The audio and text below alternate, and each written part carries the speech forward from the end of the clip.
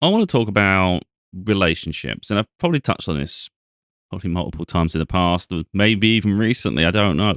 I get little ideas like in the mornings and things, and I just go off on a tangent. Really, there's nothing pre-planned, so it's pretty much off the cusp, and it could be any duration of length. So it could be something short, could be end up something morphing into something big. I really don't know until I start.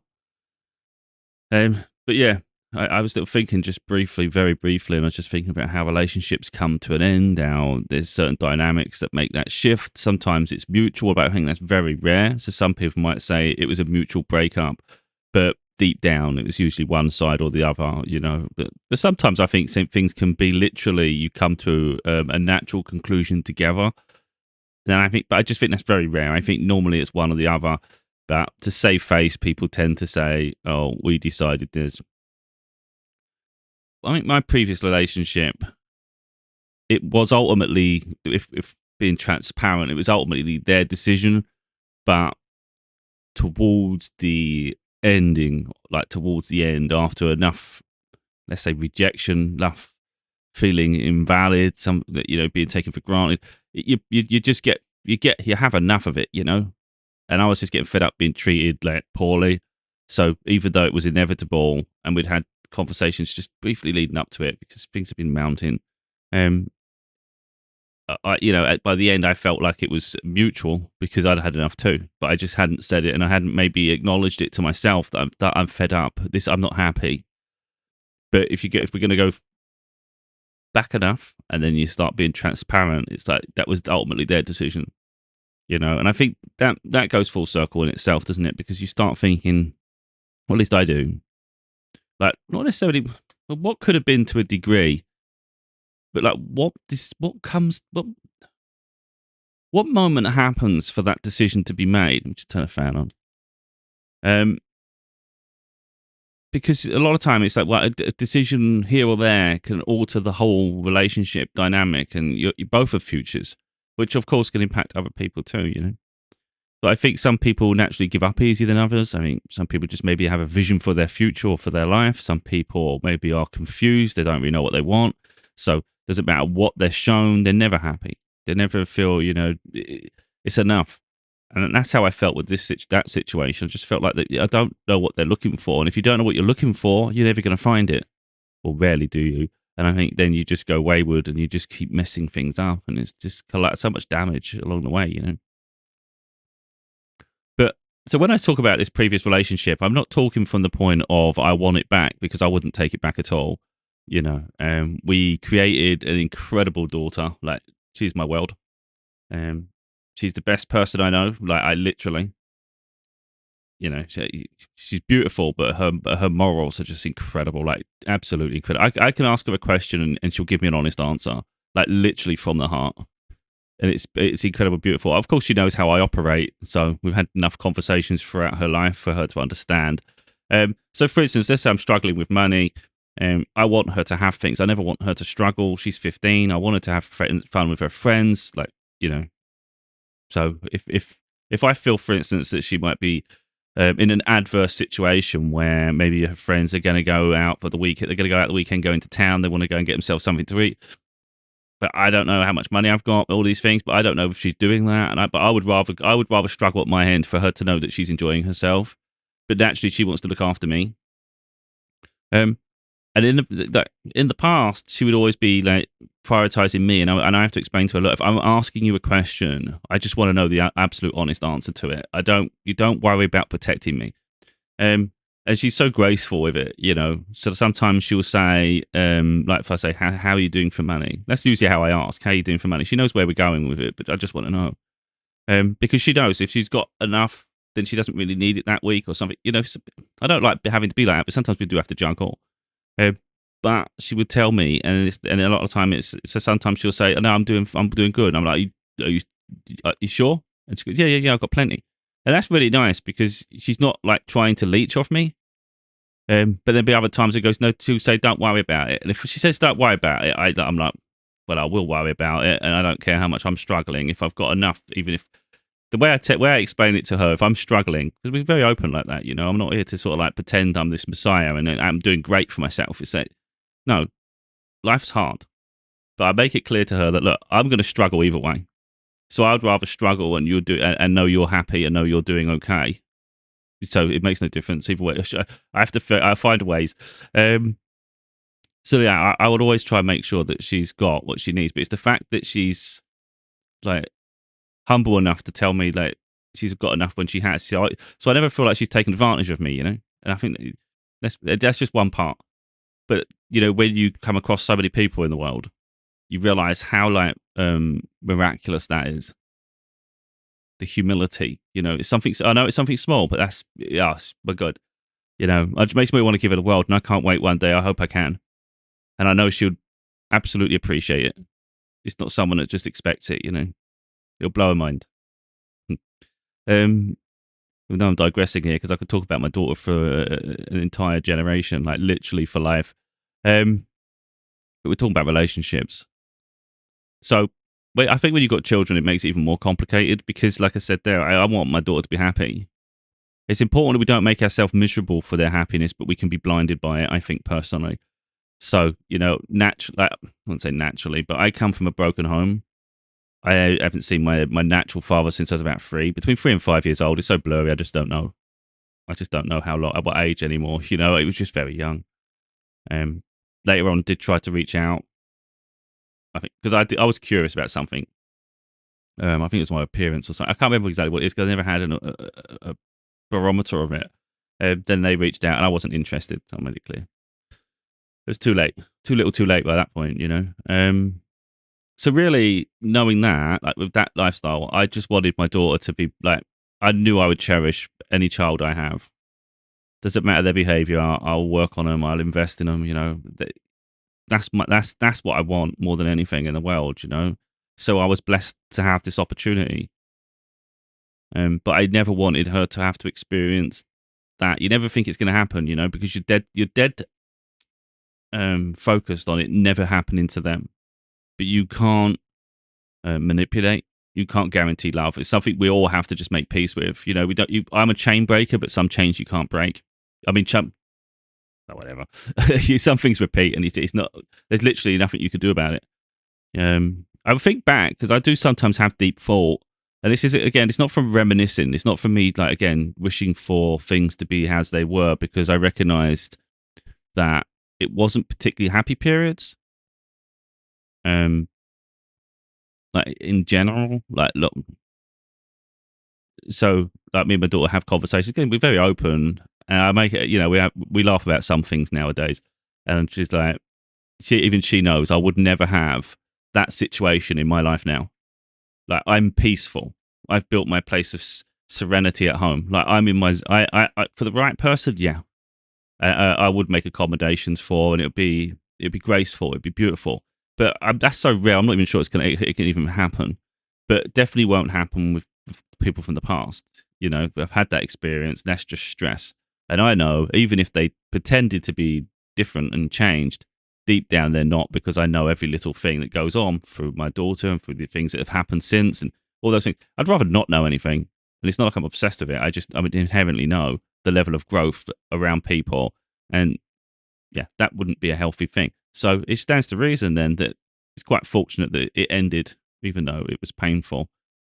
But when you go far enough back, like if you're honest with yourself, because the thing, some people have like goggle eyes. They'll either paint you in a bad way and the whole thing was bad, or they over glamorize something and they think it was beautiful.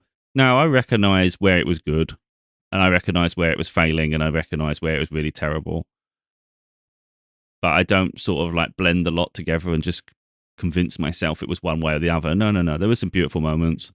There were some moments where my heart just like it was glowing, and I was so freaking in love. And that's the part that sometimes that pulls on me, you know, because I'm like, I want to feel that way again. It definitely wouldn't be with them, but that's not the point. It's like, but that doesn't taint the fact that we had that moment together, you know. I often say that they were my queen, and they literally were. It's just sad, I think, the way relationships, I think, part, and then the image of each other just taints and changes. But again, that comes down to people. It can sometimes it can be all people. Like I'm really honest with myself. Like I do an awful lot of healing, so I self-therapize myself all the time. Like I'm always working. And it's natural to put a lot of the blame on other people And sometimes it's justified. Like, I'm not trying to convince myself I'm perfect, but they are a wrecking ball. But again, we shed the layers, we shed the layers. I think personally, we were both too young. I was like coming towards, like, so we got in a relationship, I think I was about 26 and she was about 22, 21, 22. I can't remember. But we'd known each other before, so the age wasn't relevant. I didn't really care how old they were. They didn't seem, they didn't, they seemed older than they were. Let's put it that way. Like, they didn't have the attitude of a 21-year-old, even though they like drinking and shit. And I'm not a night person, so that we have different lifestyles, but I don't care about things like that. But I think personally, if we're talking about maturity and life experience and being able to accommodate someone in your life, I don't think I was ready for that. Like, I wanted that commitment. I've wanted to be in love like for so long. And I definitely wanted to be a parent. And I could take on the response. I think that's what it comes down to when I think deep enough. I could take on the responsibility of having a child, but I think the constant being in each other's company all the time, like in a relationship, and the expectation they have, and the weight they put on you a lot of the time, and then you have to keep. There's so many dynamics when you're trying to raise a child, but you also got to constantly like be in the pocket of someone else. I think that just drives you nuts to a degree, doesn't it? And I think looking back, I don't think I was ready for it, and I don't think they were either. But I don't think they were emotionally ready for it for a lot, to be totally honest. Still trying to. I think again, this isn't me picking at them and saying they're the bad guy, because in that situation, I think we was both trying to find ourselves in a difficult situation, and at the time, you're not noticing it. So I was like regressing into gaming. So I'm dealing with my daughter. Of course, I'm doing everything. If we're going out, we're doing things. But then when I finally get a moment to myself, I just lock myself away and I just want to play games, because I hadn't got that out of my system. That was still a big thing for me. I'd always lived at home, so I always had that independence. I always had that in terms of the fact that I had my safe space, my space for me. I could do what I want when I want. And I think there's a level of allowing that to recede to a degree and accommodate someone else. And I try to, but I think when someone sort of clings to you too much, an independent person just wants to shrug it off. So like I say, there's issues in dynamic too, but I can't help but think if we just, I think communicate. I always say that anyway. Like, and again, I think it's from experience. I think the biggest thing in a relationship is communication. Once that goes, it's like the relationship's doomed, and it's really hard to recover it, because one just switches off, the other one might become arrogant or ignorant, and then one or the other starts to seek maybe love in different places, or they just detach their mind, And when you think about it enough, it's like it could have been resolved just by talking to each other. So if you notice someone's having a bad day, just ask what's going on. Are you all right? And if they say, it's overwhelming, I just need space to myself. It's like, you know what, just take some space to yourself. Go and do something you want to do. You don't worry about this. I've got this under control. And I think things like that allow people to be vulnerable. So if someone is having a hard moment, it's like, understand it, because look, where it gets tricky is if you're having a bad moment too, and it's easy to attack the other person. So let's say you feel like the weight of everything's on you, and maybe it is, and the other person is maybe complaining about something you're having to deal with too. But I think sometimes there is a level of selfishness. So some people literally, they just never put in the same effort. That's a thing. So that's something you've got to weigh up as well. So it's not about giving everybody a get out of jail free card, so you just cover all the freaking obligations and responsibilities. But I think there's also, on the other side of that though, I think some people can handle more than others. Like, I know I can carry an awful lot on my shoulders, and I think from life experience I recognize that not most people can't handle what I can handle, and that's not elevating myself. It's just an awareness. I know I can cope with a lot in life, so that doesn't mean that I should then expect everybody else to carry the same weight, because maybe they can't go as far for as long, sustained with that weight on. So sometimes maybe you have to understand, I think, give people room to breathe. And again, this is from experience. If I'd known this then, who knows what could happen? And I think sometimes that is the case. I think some things in life are inevitable. I think some things in life are our own doing or someone else's doing, and it just changes our destiny to a degree, puts us on a new path. So with that relationship, I do sometimes think that it was inevitable. I don't think anything could save it. But in that same breath, I just go far enough back, and there's like little chapters in life, and I just think that moment there, I think it could have changed course, but then would it be a temporary change of course? Yeah, I don't dwell on this. It's just about growing. That's what I'm talking about, self-therapy. So I don't put myself back in the past for a place to romanticize the past and wish it was all hunky-dory. It's learning all the time. And it's about, like, again, shedding the layers. There's going to be, the initial layer is, of course, victimization. We're the victim of circumstance, of the way people treat us. And then we have to shed the layers and take accountability. But again, it's not going to be a case of all the time. It's like, take ownership of everything just because it's the right thing to do if it wasn't necessarily your doing. There's things that my ex-partner did within the relationship that in some ways that they're unforgivable. I'm not going to explain it here because I'm not here to ruin her character. But there's things I can't trust her, and yet I never gave her cause to not trust me. So I don't think she could ever say that about me, is that he's a liar or I don't trust him. They couldn't say that because there's never any time when I've said something that's a lie that I can remember, or if it was very light. I'm not a lying person. Even if you go through sort of family court and you look at the situation with our daughter, she's the one that ran off with our daughter. She's the one that changed our lives. She's the one that's made it completely dysfunctional for everybody, And my life's never been the same since. But I've never ever refused. There's only one instant, and that was never my fault. And so I've never actually ever refused to return our daughter to her, even though every part of me wants to keep her with me. I want her living with me. I'm sad when she leaves. My life isn't the same without her here. And I come to life when she's with me. And it breaks my heart when she goes. But as she's getting older, I'm recognizing anyway that she's going to build relationships. She's got friendships. It's not about like how we have a great time together, but she's not my prisoner. She's free and I want her to be free. But I'm really happy when she's around. But even going back, I've never refused to return her to her mother. But she was always worried, always terrified that I would keep hold of her and it would involve the police and all sorts of things. But it's never been that. I've always returned her, and it's been 7 years, 8 years. Every holiday, I used to have her weekends and things as well. So she's the other side of the country now.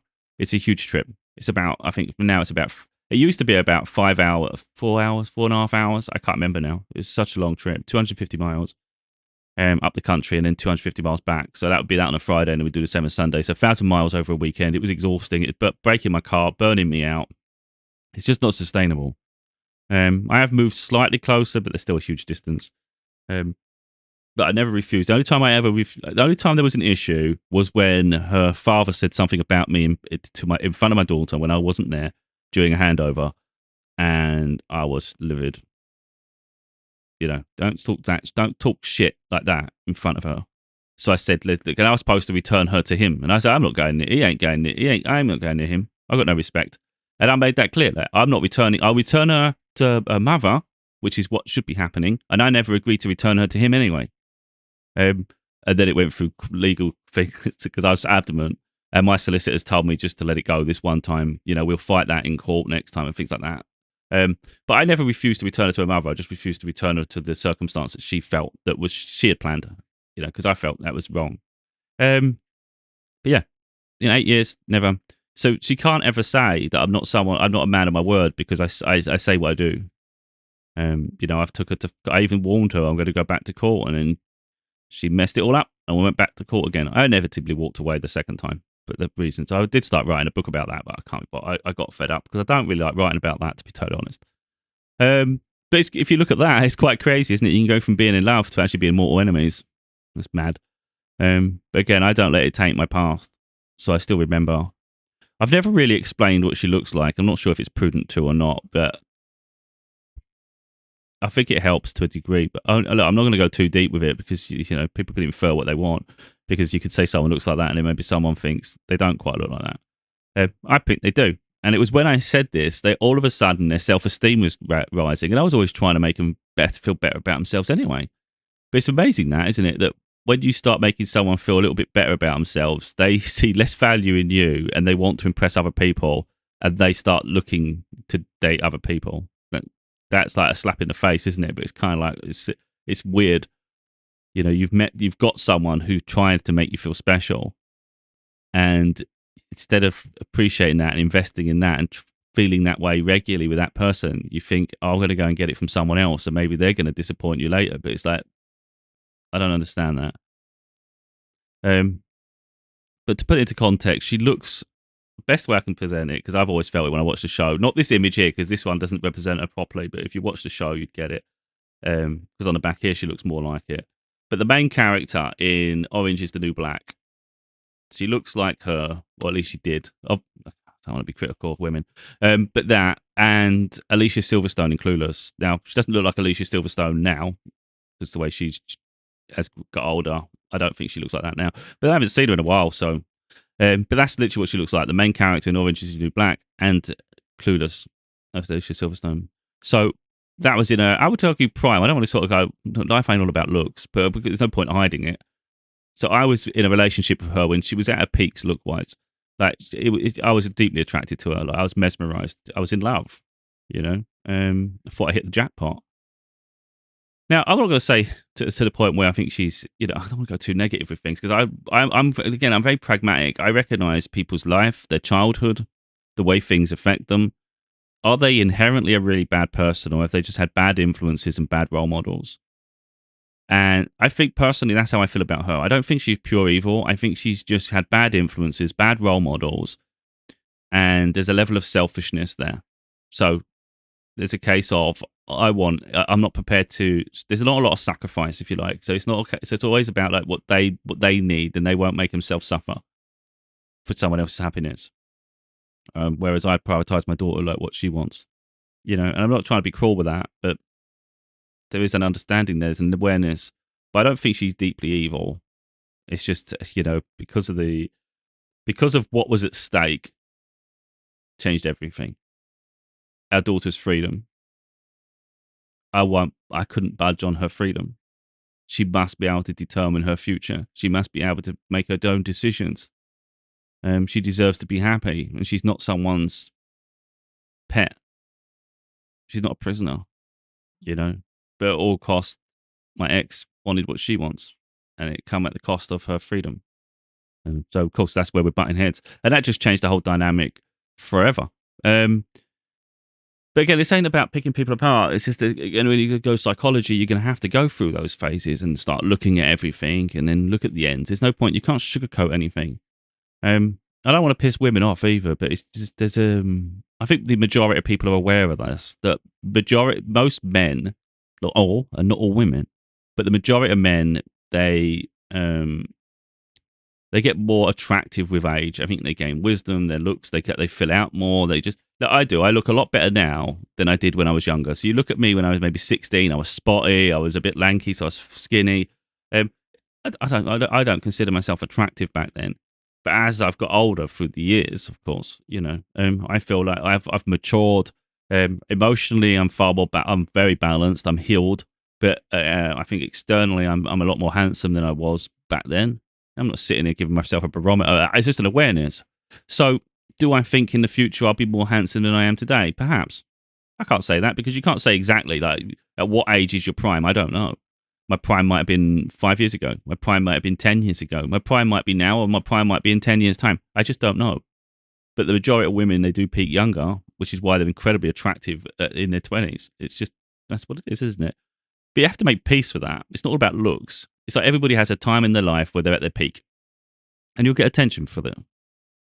I'm not a vain person, I've got grey hairs coming through. You might not see on camera here, but I've noticed there's loads. And I actually think it's beautiful, So I'm not someone that's going to dye my hair and try to look a different certain way. If I go all grey at some point, I think that's cool. I'll just think of myself as a wizard. I'm like, yeah, that's wisdom. It's wisdom, but it's also, I think a lot of time, obviously it's your genetics, but sometimes it can be stress, and I'm stressed a lot.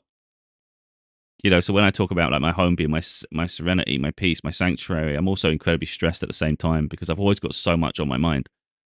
And I'm always dissecting all the time, like trying to like figure things out and heal that and let that go and heal this and overcome that. And because I live alone, there's a lot of pressure on me, even if it's bills and obligations, responsibilities, that, you don't have someone to lean on with. You've got to get on with it. So there's always something. There's usually an appointment for this, and you have to, you keep track of every little thing. It just drives you nuts. So yeah. the stresses, and of course that could be a contributing factor to getting sort of grey hair. But I still consider it wisdom. Um, but yeah, I just think I don't know if I've touched on it very well this or not, to be totally honest, and I don't want it to seem like I'm really aligned with my ex partner anymore because I really ain't. I wouldn't be able to handle her in my life. She'd piss me off. In all honesty, as soon as we talk to each other, she'd irritate me straight away because she tries to educate me on things that she knows full well I know about, and a lot of times she's learnt off me online. So she's like got a concept in her mind. She's learnt it from what I've educated on, what I spoke about, and then she deflects it back on me like she's educating me. And I'm like, this is really strange reverse psychology shit. Like, I've got no problem with someone having a concept or an idea or something, but don't talk to me like I'm an idiot and you're teaching me something that literally you've learned from me. It makes no sense. And that's what they're like all the time. Or they're argumentative or they're defensive. So they don't like, really, what it is, they want to be the boss in a relationship and they don't like someone that's strong. So I'm a problem all the time. And I don't like people being condescending and patronizing and talking down and all that shit. So I get angry, I get annoyed quick with things like that. So me and her would just butt heads immediately. It wouldn't even work, like on any level. Yeah, there's just little things. There's no accommodation with her. Everything's their way, or that's it. And then they'll make a fuss. They'll make you feel sorry for them. Like me personally, a lot of the time, I don't care less about the telly. Like I watch films, people see my collection, but overall, if someone's with me, as long as it ain't crap on the telly, like absolute shit. If it is, I'll just go and play some video games and I'll distract myself. I'll do things. But I think it's all like anything in a relationship is give and take. I think it's just accommodating each other. With her, she has to dominate everything. So there won't be any give and take. And it's something as simple if you went grocery shopping and you're like walking around, you're thinking about things they would like. Oh, you'd like that? Did you want that? And they might go yes or no. And like, mate, let's say I treat myself saying I want a cake. I'd make the point. I'm getting this cake. Like, did you want? Is this? You happy with this, or do you want something that you want? You know, that's what I'm like. I'm always like feeding into someone. Like, make sure they're never left out. With them, they would walk around and just put what they want in without you, even if you didn't see it. And then when you get to either the checkout or you get home, you're like, where the hell did this come from? And now they've got all this shit and you've got nothing. You know, and it's like, I just think that's really rude. Like, I know it's such a minor thing, but how hard is it to communicate? And again, that's what it comes down to, communication. It's about being respectful of each other and not take someone for granted, you know? So we learn a lot in relationships, like the good things and the bad. We also learn a lot about ourselves. So I know what I want in a dynamic. I'm not totally convinced it exists. At least, well, I know it exists, but I don't know how hard it is to come by. And I think there's a lot of risk you have to take to potentially have that opportunity with the right person. Because you need, I need someone that's emotionally developed, that's mature enough to handle life. You know, again, it's communication. You're respectful of each other. Effectively, I don't want a relationship where you're fighting each other all the time. That's just so counterproductive. It makes no sense at all. You're literally competing all the time. Like, that's not love. What is that? That's so toxic. You want someone who like they want to see you win and you want to see them win. So you're just always invested in each other. You're always supporting, being each other's biggest cheerleader. Now you elevate together and you get to build a beautiful life. And even if you end up breaking up and it doesn't work, you're both doing well for yourselves because you've literally lifted each other together. And then hopefully there's not animosity at the end, although you can never guarantee. But, you know, that's what you want in a relationship, you know. And I just think so many situations and dynamics are toxic. There was one situation where I really thought, wow, like, we could have a great life together. And you know, the thing with me is I'm you can learn a lot in life and you can gain a lot of experience. You become wiser, emotionally mature, all those things. Like, you know, far more rounded than you were in the past, but a far better potential partner for someone. But that doesn't mean you're necessarily good at dating. You know, so for all the wisdom and for the experience, it doesn't mean you're a great dater. I'm a shit dater. I don't like dating at all. I don't like it. It's uncomfortable. It's awkward. I refuse to be a fake version of myself. So I'm not going to posture like a peacock. So I'm going to be flawed. And it's like, take it or leave it. You know, in some ways, I just don't give a shit because I'm not here to play games.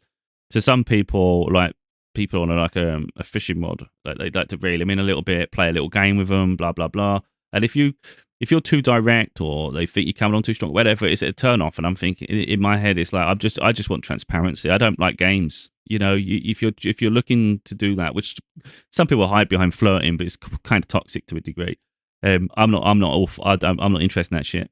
So I don't like mind games. So if someone wants to keep pull me in and keep pushing me out this hot and cold shit, and they consider that flirting, and they just want to see how much you care, you'll find I don't give a shit at all, because I don't care for people who treat me like shit. I don't like hot and cold behavior. If you're not ready for a relationship, don't instigate something. Don't encourage it. It's just I'm more better in the relationship than I am dating, and it's just the way it is. So yeah, there was someone I really opened my heart to about 4 years ago, um, and it wasn't such a decline. It was more of a change in direction, I guess. I mean, they declined in their own most graceful way by just completely ignoring me, and then we just went our own way. It was a strange situation where people have a way of handling things. Of course, we go through trauma. They got their reasons, but some people just fade. They'll make it fade rather than be abrupt.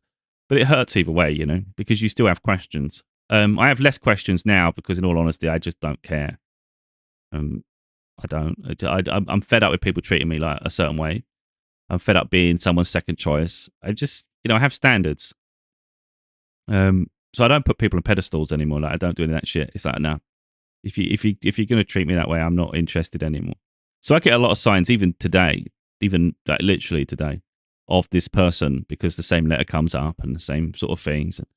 They say they've healed and it's all this, and they're coming because they don't want to miss out and all that. But at the same time, I'm quite ambivalent about it. I'm like, I don't even know if there's hope there. In all honesty, it would take a miracle.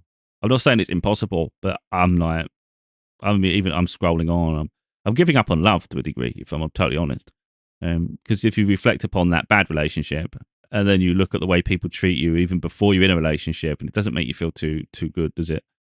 And I can just invest in myself, and it's just like, whatever. I don't need the hassle. I really don't. So will people have the emotional depth to, I think, handle tough moments? I'm not sure. I think the average person doesn't. I think the average person gives up.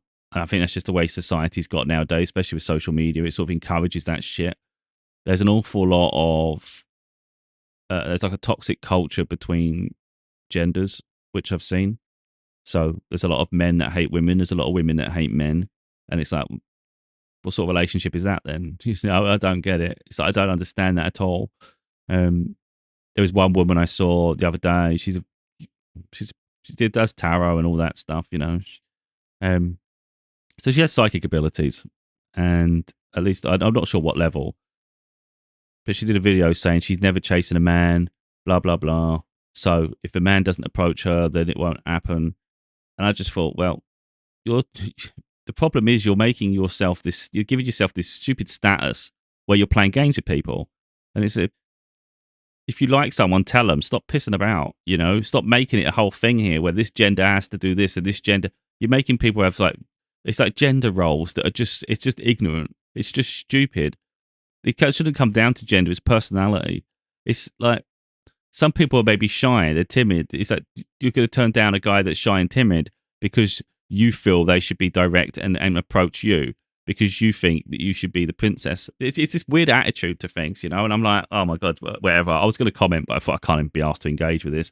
They come across as quite wise enough in their content, but things like that, I just think you're stupid as shit. And I'm not I can't bother to get into it. If you can't see how thick that is, then I can't help you because I know they're going to be so close-minded to it, and because they're so opinionated themselves, But I was like, that's so stupid, man. Stop making it about the gender does this, the gender does that. Women can approach men, and men can approach women. But I think it's like read the room. That's really important. Some people don't want to be approached, but then you can't win either way. In reality, you might approach someone, like even a man or a woman, they might get approached, and then they make a whole deal out of it, like harassment. So then it's like, well, okay, I won't approach, and then you moan that no one bothers with them. It's like, mate, you've got to read the room. Like, what the hell? What do you want from someone? You can't just wait for the right person to approach you and say everybody else must leave me alone. How do you know it's the right person?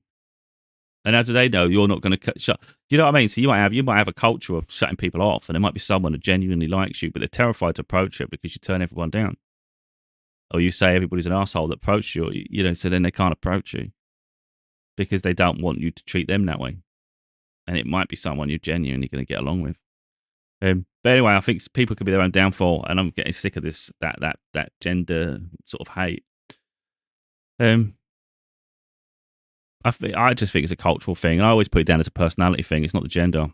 There's a lot on both sides of the genders that are dipshits. There's a lot of people in society that are absolute arseholes. It's like, I don't hide from that. I say that a lot. The two best people in my life, when I think about the absolute best people in my life, my daughter and my mum. They're women. So if anyone was to think, oh, this guy hates women or he's anti-women, I'm not anti-gender at all. I'm just anti-idiot. So like I say, it's the people I get annoyed with are the women who hate men.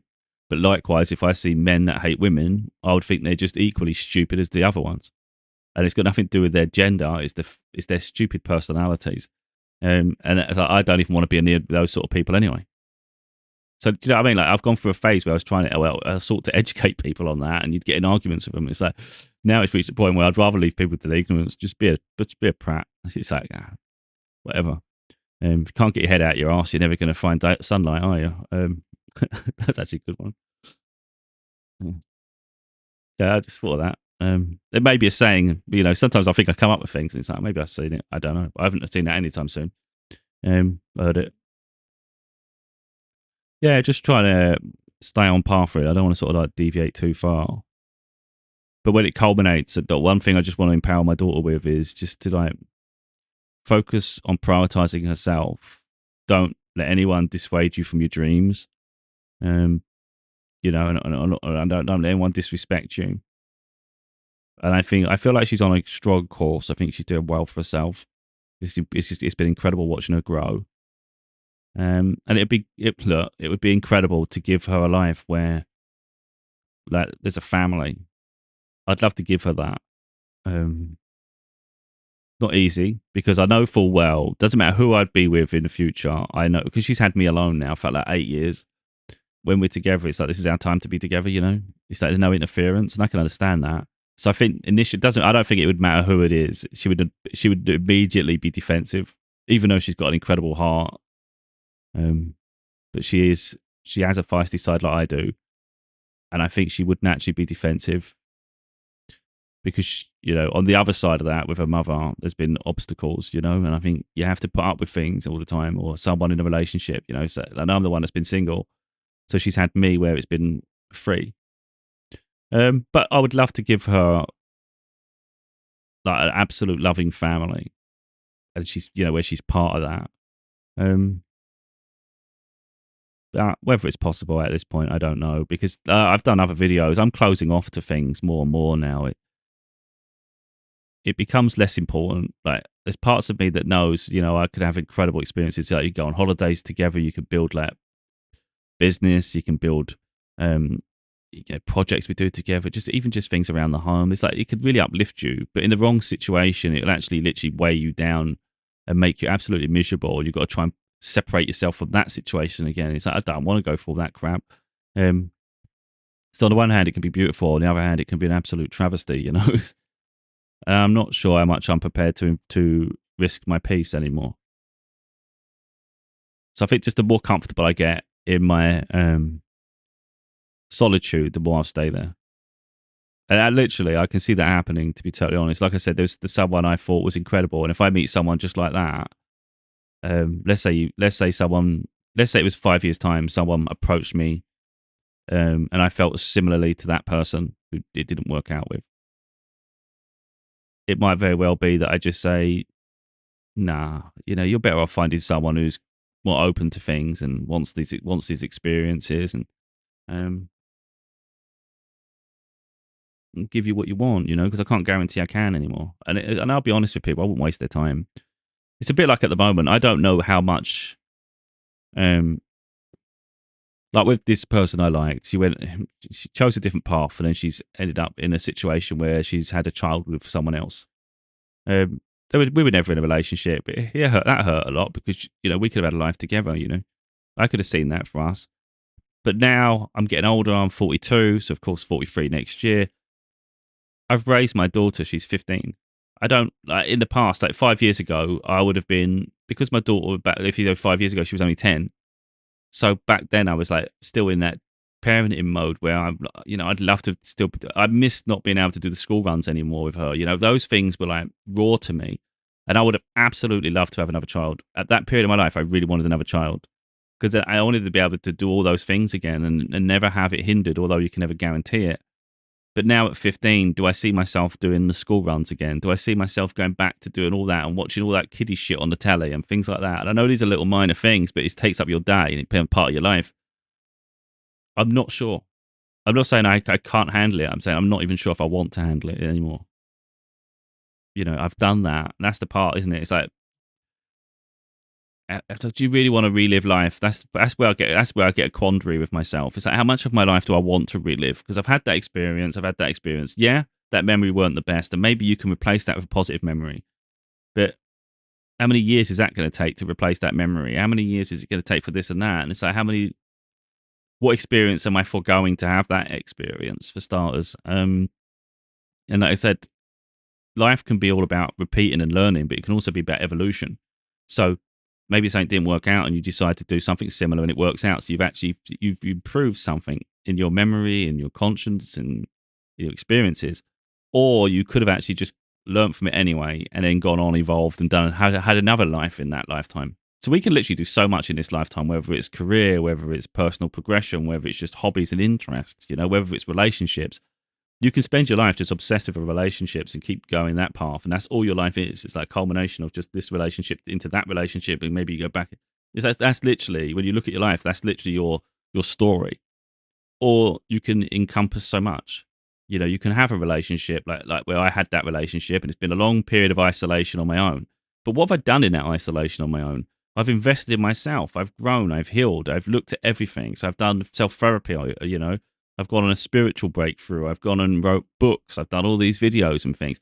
So if we talk about elevation in self and a potential career progression, that's a different life, isn't it? So I've actually given myself a life there, and I had a life before, but these are separate. They're completely different chapters of a journey. So if you look at the next chapter, do I want to repeat one of the previous ones?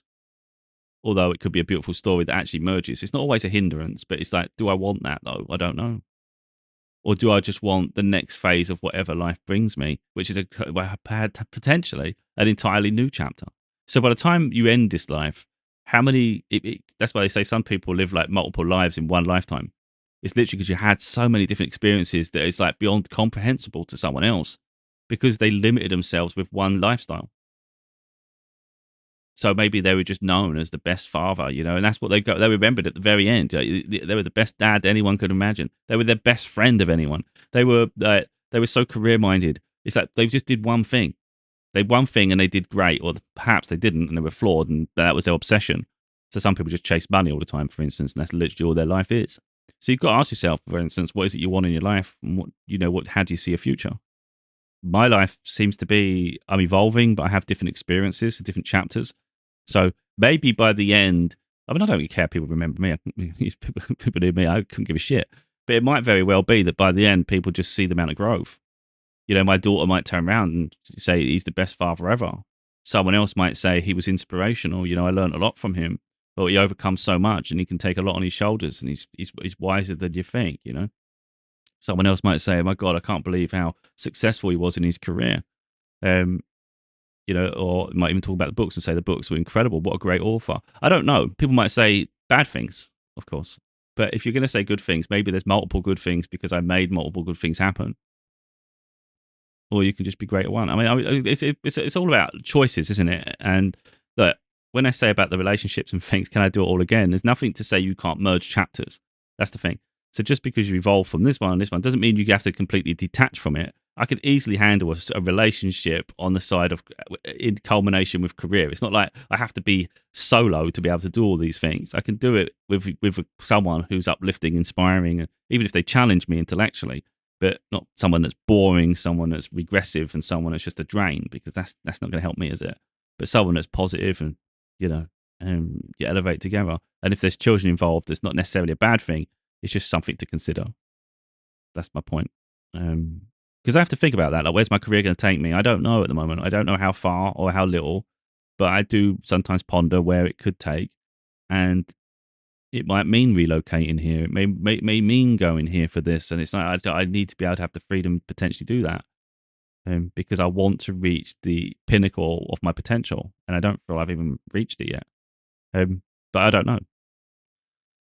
Anyway, and this isn't like me. When I talk about this, I'm not doing this to try and make each person in my life feel bad about their contribution to it. It's like, look, that was our involvement at that period, mate. Like, as we've just discussed, as I've discussed there, when me and my ex partner were together at a certain period, we weren't. I don't think either of us were ready.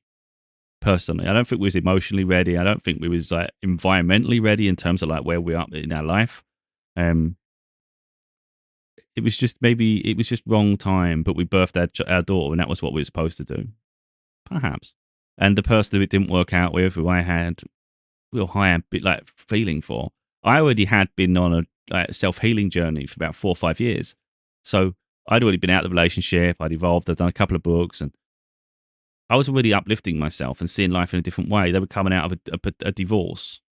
So they were having to reset their life and heal, and they hadn't even processed that. So you can sort of, when you think about life in general, you think of a healing journey. They've had to go on their healing journey. It's just that things that transpired have made it really, really complicated. And it's just, look, if it weren't for the signs I'm getting signs about that person all the time. If it weren't for the signs, I would have just let it go by now. Because life has to move forward. You can't keep living in the past to keep thinking, oh, this person. It's like, I'm just moving forward. But the universe just keeps making me consider this situation, and it just drives me freaking nuts, to be honest.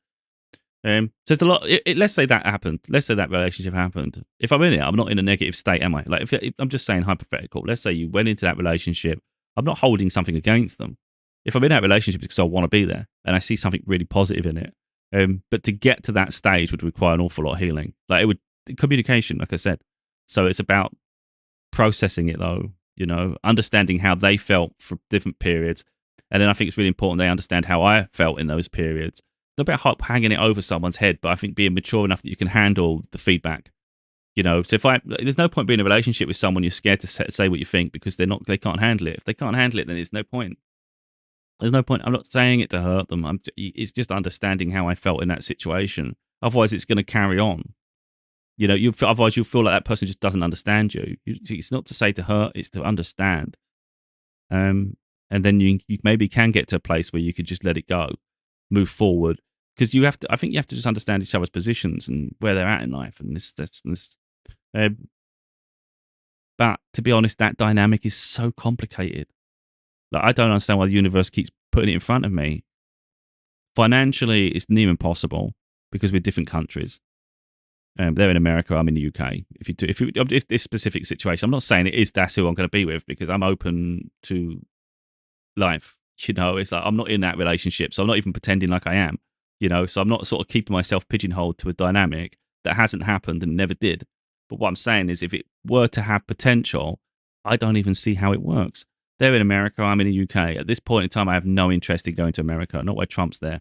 There's too much, especially with the risk of deportations, all this shit. It's like it seems to be like, no matter the visas the visas are not even worth the stamp that they put on. They don't even give a shit. They just remove everything. So you have no rights in America anymore. It's a waste of time. Of course, my daughter's here. I'm settled at the moment to a degree. Now, it doesn't mean I'm not open to going to America at a later date, even though at the moment I think it's a bit of a mess, personally, from the outside looking in. I'm trying not to look in too often anymore because I just think it's a train wreck, to be totally honest. That's being totally frank. And they've got a child, which means the child's got a father. Well, I'm not interested in splitting the parent up. I'm not going to encourage that. But I'm not traveling there. There's no chance. Right now, there's no chance. Not for a relationship. And that's quite strange, because you'd say potentially if a career opportunity come and it was life-changing, I might consider. But I think America's too mad at the moment. But for a relationship, I just think it's too risky at the moment, because I had no signs that it'd be successful anyway. Like, in terms of like between each other. There's been nothing to suggest. So that's a huge risk. And then you've got the financial side of it. Visas cost a lot of money to stay and things like that. It's quite, like, I think the UK, I think it's about £10,000 or something in visa fees, NHS fees, and all that shit just to get to the point. Like if you get married and things like that. So I understand the protocols involved. And I just think, man, that's a lot of hassle. Like I was up for it 4 years ago or whatever, how long ago now. It's like, now it's just complicated on top of complications, and it's like that's just mad to me. Like, not saying it's impossible, but just mad. Surely there's an easier way. Do you know what I mean? Like, it doesn't make sense now.